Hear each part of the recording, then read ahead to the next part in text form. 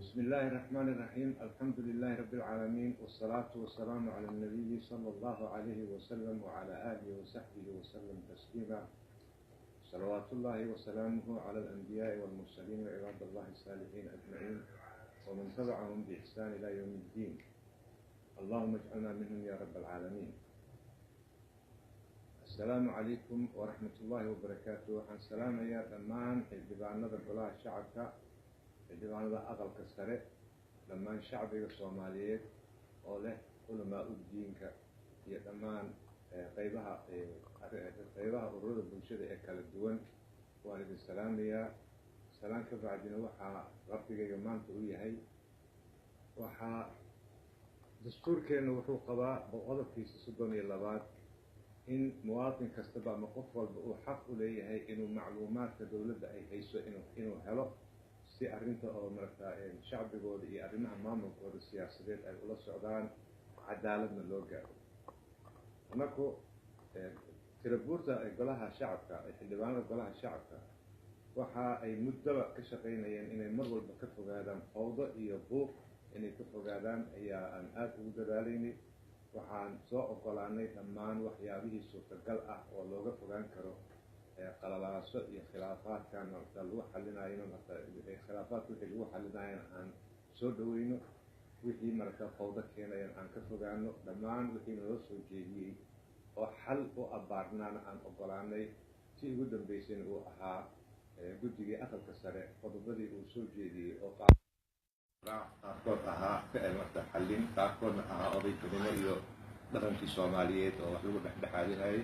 dhammaan waa tirabuurta xildhibaanada way ogolaadeen, hase yeeshee garabka kala mar walba diidayay oo tiro gaaban oo xukuumadda dabada ay kasoo riixayso. saas daraaddeed in muddo dheer ah shacbiga markii khilaafaadkan u bilowday, shacbiga culamaa diintiisa iyo dhammaan ururada bulshada qeybeeda kala duwan waxay mar badan ku dhawaaqayeen in madaxweynaha jamhuuriyadda federaalka Soomaaliya oo arrintani soo dhexgalo oo xal u raadiyo khilaafaadka jira. looguna yeerayo ma aha axsan loogu yeerayo waxay ahayd inuu guto xilkiisa dastuuriga ah oo ah ilaaliyaha dastuurka iyo waxyaabaha laysku haysto, arrinta laysku haysto maadaama ay tahay arrin dastuuri ah iyo sharci ay tahay inuu soo dhexgalo dhexdhexaadiyo ayaa loogu yeerayay. laamaha oo dowladda way kala magiciisi soocan yihiin. anigu waxaan hogaamiyaa laanta sharci dejinta, madaxweynaha wuxuu hogaamiyaa laanta fulinta iyo garsoorkan waa ka madaxweyne. saddexdaas laamood ayaa loo kala baxaa. hase yeeshee xil gaar ah ayaa ka saaran maadaama uu ilaaliyaha dastuurka u yahay. markii arrin dastuuri ah shuruucda ku saabsan tahay inuu soo dhexgalo waajibaadkiisaas dastuuriga inuu guto ayaan muddo badan ugu yeeraynay. intii muddo ah markii oo la sugayay oo dhowr iyo 18 beri ka badan ayaa maalintii sabtidii dhaweyto ayaa markii aan wada hadal yeelanay aniga oo ila joogaan labadayda ku-xigeen ee golaha shacabka ayaa waxaan ku heshiinay in shirkaas sabtidii lasoo dhaafay la qaban lahaa la joojiyo si fawdo iyo kala tag iyo buuq looga daayo ayay ahayd. waxaan ku heshiinay muddo 10 beri ah in aan kusoo afjarno arrintaasi oo labada garabba laysu keeno, la dhexdhexaadiyo wixii sharci ah ama sharciga la raaco, dastuurka la raaco, xeeroosaadka la raaco, amase wixii asaga uu soo jeedin karo ku xallin karo odaytanimo ah oo dhaqan Soomaaliyeed, dhaqan shareeco ah in lagu dhaqmo ayay ahayd. hase yeeshee meeshii la sugayay in labada dhinac la isugu yeero weli mayna dhicin. arrintiisana waxay dhaafi weysay. waxaa markaa inuu aniga i codsado inaan iscasigo ayuu dhowr jeer i weydiiyey. arrintaasi oo aan shalay galab ka jawaabay una sheegay si qeexan in tirabuurta xildhibaanada iyo aniga shakhsiyan oo golaha shacbiga i doortay aan ogolaanay dhammaan wixii soo dhaweyna. waxaan ogolaanay ku dhaqan dastuur, waxaan ogolaanay ku dhaqan xeer oo aan fiicnayn bay ku kaceen, badan ay ku kacaan. arrimahaasi waxa weeyaan xukuumadda waajibkeeda waa gartay, وأحين غريب إن حكومتي أنك أن أحل سارني حولها سنة فلسو إن كسو جيسوتو إجتراضو لما شقين كرتو بدون البرلمان فمعنى هذا حواي إن أشقي روان ولا ليالو وحن لقد بحية وعارين دستوري وكلا فيحان إن الكرجوتينو أن حلتي أن أبيبني أن أفضل إلى النحيان أيان أحل سارنا أمجوبنا لو من الدوران إن أنا أن أيضا أشقينو ولا شقين وأنا قد حيسا حلكينا وحل دستوري أهلا وذا النوكا الصحان أرنتاسي أدبا لي قدرني أن اللي يديو إن أسعزلي مايو شرعي بان كويمت شرعي عن كبحا هدي لو بعض صندوق واديدين موشيني كينا صندوق واديدين شرعي واديدين فوضا سمينينا أرنتاسي أمد الصوماليين مقبطو شعب الصوماليين نوما دورا waxaan u taaganahay in sharciga iyo dastuurka iyo shariicada iyo maqaasiidka shariicada inay guulaysato in lagu dhaqmo ayaan usoo taagan si qaanuuni ah oo markaa oo sharciga waafaqsan in loo milkisiiyo ayadoo taasi ay jirto ayaa haddana waxaa muuqata in markaa isku dayidii ama isku keenidii la doonayay in madaxweynaha labada garab isku keeno oo wada hadal siiyo ma ayna dhicin mar walba waxay joogtaa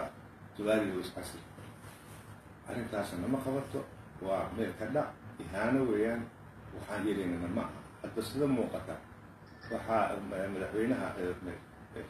shir berita la qabanayo oo lasoo fasaxay inuu isaga soo fasaxay oo fawdadii iyo rabshadii iyo qalalaasihii meeshii laga sii wado inuu soo fasaxay baa cad saa daraaddeed waxaan ummadda soomaaliyeed u caddaynaya in arrintaas wixii cawaaqib ah ka yimaado ama dhibaato ka timaado ama dhibkii dhaca wax annaga aan mas-uulka nahay ma aha waxaa toos mas-uuliyaddaas u qaadaya madaxweynaha jamhuuriyadda soomaaliyeed ayaa laaminsan marka saa daraaddeed waxaan dhammaan culamaa diinka iyo ururada bulshada iyo shacbiga oo dhan aan ka codsanayaa in lala hadlo madaxweynaha uu dhinac jirka iyo xag jirka iska dhaafo dhexdhexaad ka noqdo waajibkiisa dastuuriga inuu guto waajibkiisa dastuuriga ha guto ma aha wax lagu baryayo waa waajib u saaran dastuurka qodobkii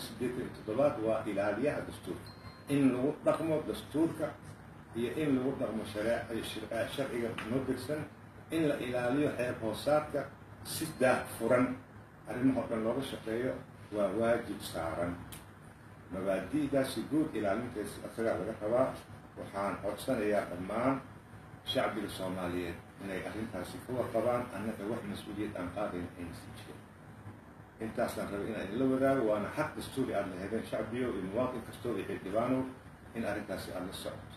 arrin yar aan rabo inaan kala dardaarmo xildhibaanada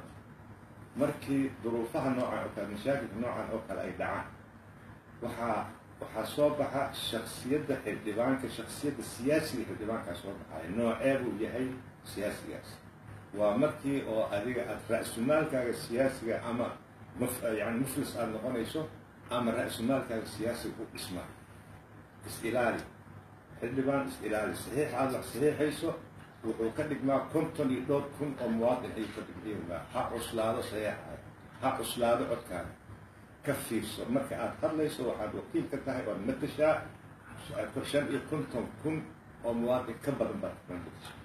marka saa daraaddeed maflis ha iska dhigin oo siyaasi ah dhiso dhalinyara u badantihiin kulligiina oo garmadoow ah dhiso shaksiyadaada siyaasiga ah mustaqbal baad leedahay marka ka fiirso arrimahaaga badbaadso barlamaankaaga annagu inuu jiro golahaas shacbiga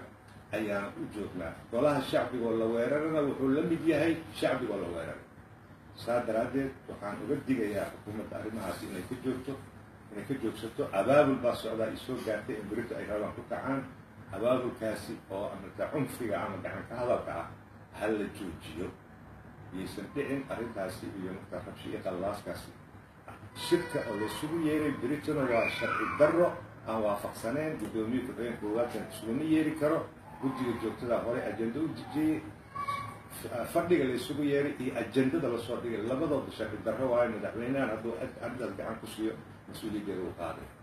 aad iyo aad baad u mahadsantiin xaqiina dastuuriga ahayd intaa in lala wadaago wixii hadda ka dambeeyana mar walba waxaan soo togin doonaa wixii 10 maalmood lagu ballamayna weli 5 beri ayaa kasoo tagtay 5 beri kala dhiman waxaa hadda loo fasaxay مكرنا ولي لسكو مدين dhexdhexaadin